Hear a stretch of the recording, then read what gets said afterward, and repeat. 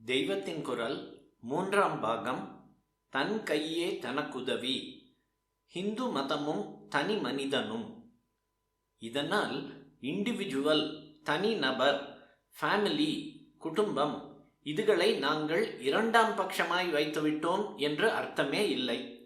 நான் திரும்ப திரும்ப சொல்லி இருக்கிறேன். ஹிந்து மதம் இண்டிவிஜுவலை சுத்தி செய்கிறதற்குத்தான் முதல் இடம் கொடுக்கிறது. மற்ற மதங்கள் மாதிரி அதில் சோஷியல் ஸ்பிரிட், சமூக உணர்வு இல்லை என்று அந்த மற்றவர்கள் கண்டனம் செய்கிற போது நாமும் இப்படி ஒரு மதம் இருந்தால் அது உசந்த நிலைதான் என்று தப்பாக நினைத்து கொண்டு அவர்களிடம் அதெல்லாம் இல்லை, எங்கள் மதத்தில் பரோபகாரத்தை பற்றி எவ்வளவு இருக்கிறது பாருங்கள், அதுதான் எங்களுக்கு முக்கியம் என்று டிஃபென்சிவில், தற்காப்பில் ஆர்கியூ பண்ணவே வேண்டாம்.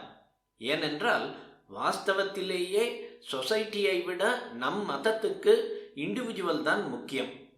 அவனவனும் தன்னுடைய ஆச்சார அனுஷ்டானத்தால் அவனவனை சுத்தி செய்து கொள்வதுதான் நம் மதத்துக்கே உயிர்நிலை என்பது என் அபிப்பிராயம்.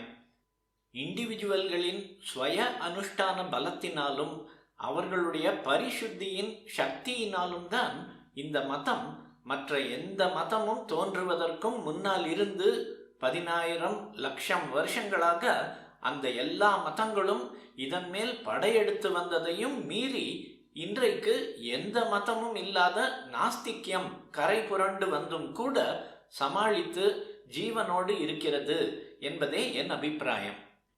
இந்துக்களின் மதத்துக்கு உயிர்நிலை தனி மனுஷனின் ஸ்வதர்மப்படியான சுத்த வாழ்க்கை. கிறிஸ்தவர்கள் மதத்துக்கு உயிர்நிலை பரோபகாரம்.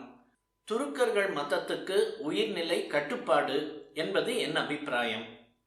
பொதுவில் ஹிந்து மதம் தவிர மற்ற எல்லா மதத்தினருமே ரொம்பவும் ஆர்கனைஸ்டாக இருப்பார்கள். நமக்கு ஆர்கனைசேஷன் போதாது. இங்கே தனி மனுஷ்ய சக்தியாலேயே மதம் ஜீவிக்கிறது.